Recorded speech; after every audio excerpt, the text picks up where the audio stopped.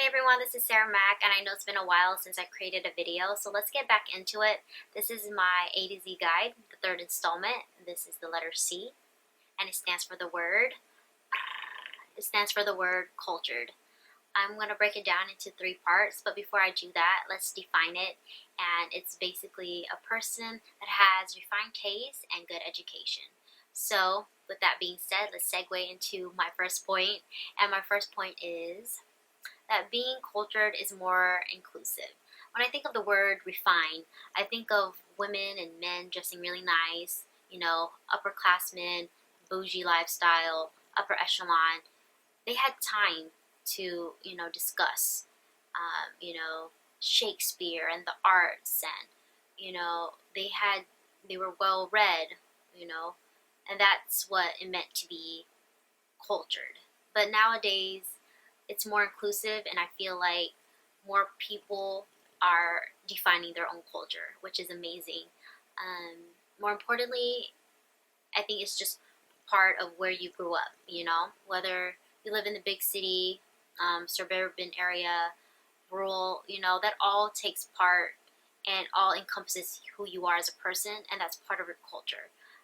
Specifically for me, at least, living in the Bay Area, there was just so much things going on and so many things to see, San Francisco, Oakland, San Jose, Hayward, all the cities in between, you know, they all have their own culture. They have, technology going for them, art, entertainment. There's honestly not a boring day in the Bay Area. There's always something going on. I just want to do a special shout out to my city, Vallejo, 707. There are many artists that come from this area, Mac Dre and E40 when I was growing up. And now there's a new class, if you want to say.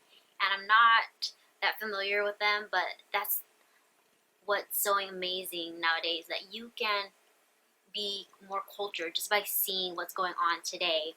I want to do a special shout out to my friend James. He does more art parties, which is basically every Saturday he has an event where local artists can perform and showcase their art, from making t-shirts to rapping and singing to dancing.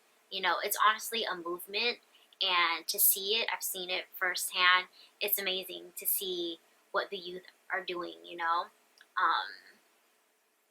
So I encourage y'all, wherever y'all from, whether it's within the Bay Area or not, I encourage y'all to see what's going on.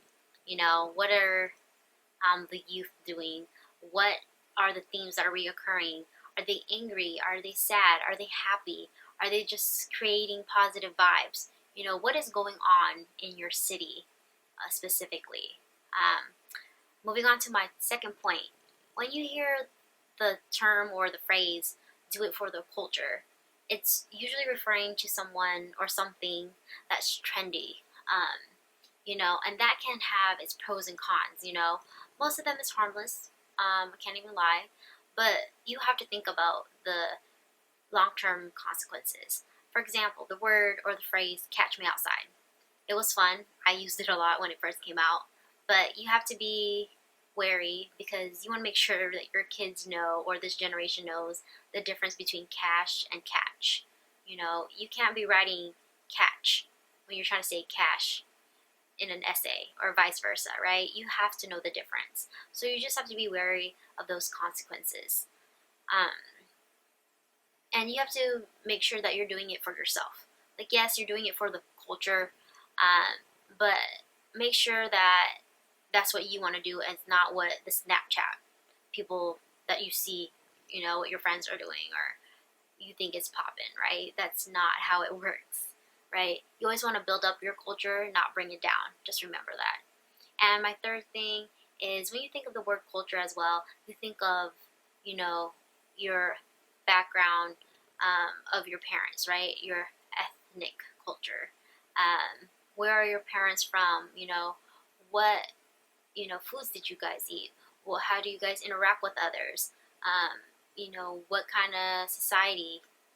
Is it a progressive society?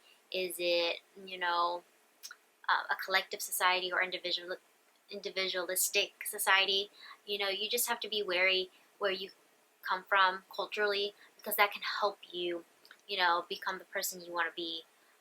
So my tips are, I encourage you to find out what's going on in your city. I encourage you to find out more about your ethnic culture. And I encourage you to be wary of what you do for the culture. This is Sarah Mack. I hope you all enjoyed this one. I know I did. Hope to see you soon. Stay tuned for my next video. It's coming at you. This is Sarah Mack. You already know what to do. Comment, rate, subscribe. For real, do it. Thank you.